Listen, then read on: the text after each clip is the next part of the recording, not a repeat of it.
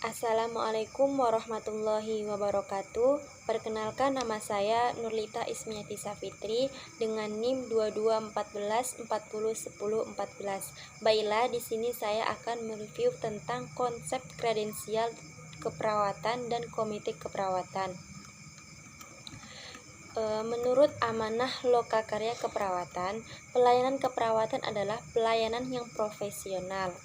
Perawatan adalah profesi. Nah, profesi ini bukan sekadar pekerjaan biasa, namun di dalam profesi ini memerlukan keahlian, tanggung jawab, dan kesejawatan.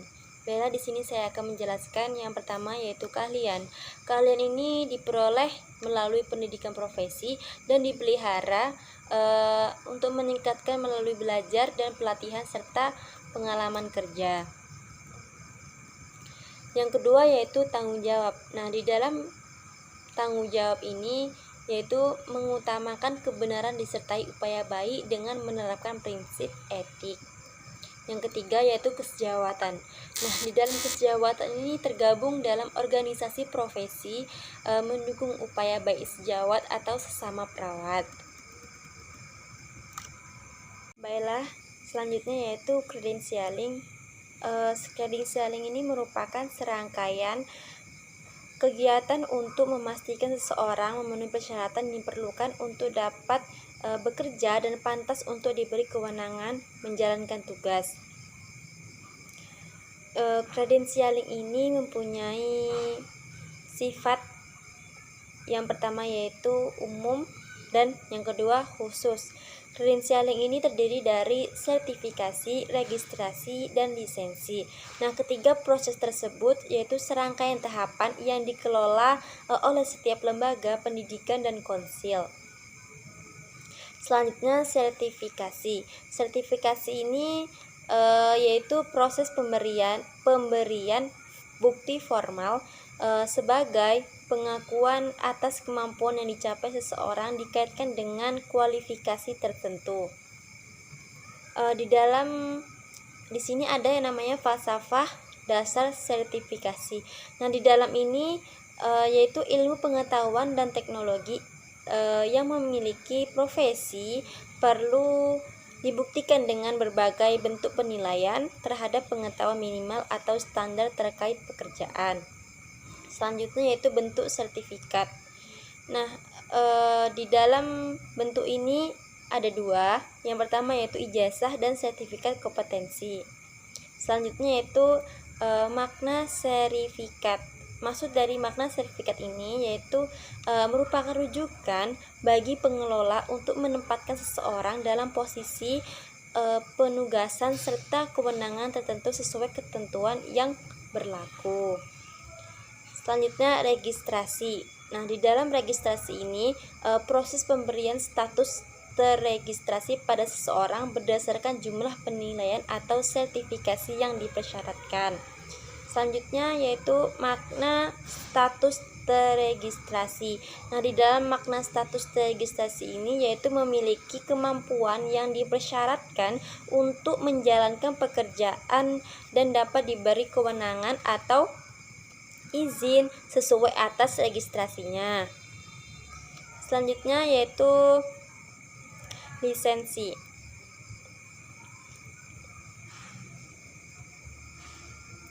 Lisensi ini merupakan pemberian izin atau kewenangan menjalankan tugas dan sesuai pekerjaan tertentu secara legal.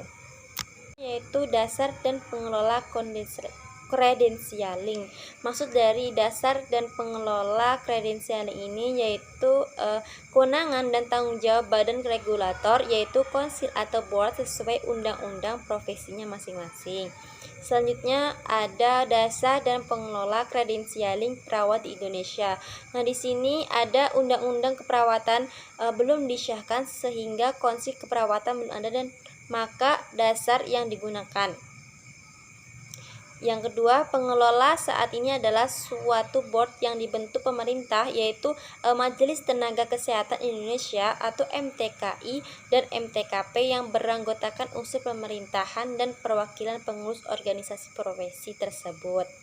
Selanjutnya yaitu kebijakan registrasi ulang. Nah, maksudnya itu di dalam kebijakan registrasi ulang untuk dapat tetap bekerja sebagai perawat setiap 5 tahun disyaratkan memperpanjang STR dan memenuhi sertifikasi sebanyak 20 SKP. Selanjutnya kredensial perawat di rumah sakit. Nah, ini di dalam ini dilakukan oleh Komite Keperawatan Rumah Sakit melalui berbagai mekanisme penilaian yang ditetapkan di rumah sakit. Selanjutnya yaitu Komite Keperawatan. Nah, di dalam Komite Keperawatan ini sebelumnya saya mau bertanya, Komite Keperawatan ini adalah yaitu Komite Keperawatan. Nah, Komite Keperawatan ini merupakan wadah non-struktural yang terdiri dari tenaga keperawatan yang mumpuni, bertujuan untuk memberikan pertimbangan strategis kepada pimpinan rumah sakit agar perawat di rumah sakit tersebut terjaga profesionalismenya melalui mekanisme kredensial. Selanjutnya yaitu Komite Keperawatan. Nah, di dalam Komite Keperawatan ini dibentuk dengan berasaskan profesionalisme keperawatan, bahwa sebagai profesi kualitas perawat harus dikendalikan melalui mekanisme yang akuntabel. Selanjutnya pengendalian pelayanan dan asuhan keperawatan. Nah, di dalam ini tuh perawat sebagai profesi kesehatan strategis mengemban tugas pelayan keperawatan dan asuhan keperawatan. Selanjutnya tugas utama Komite Keperawatan. Nah, di sini ada beberapa tugas komite. Yang pertama yaitu rekomendasi pemberian izin untuk melakukan tindakan keperawatan. Yang kedua, memelihara kompetensi dan perilaku tenaga keperawatan. Selanjutnya yaitu kewenangan Komite Keperawatan. Nah, di dalam kewenangan ini memberikan rekomendasi rincian kemenangan klinis, memberikan rekomendasi surat penugasan klinis. Selanjutnya kewenangan Komite Keperawatan. Nah, di dalam kewenangan ini memberikan rekomendasi tidak lanjut audit keperawatan, memberikan rekomendasi pendidikan keperawatan berkelanjutan. Selanjutnya kebijakan kredensialing khusus. Nah, di sini ada ditetapkan oleh Direktur RS dan diperlukan kerjasama dengan berbagai pihak. Selanjutnya yaitu Jaminan Kesehatan Nasional 2014. Nah, di dalam jaminan ini yaitu sistem jaminan sosial di bidang kesehatan yang akan diberlakukan secara bertahan secara nasional mulai tahun 2014, yaitu upaya dalam menjaminan setiap orang memperoleh haknya berupa pelayanan kesehatan yang baik dan benar.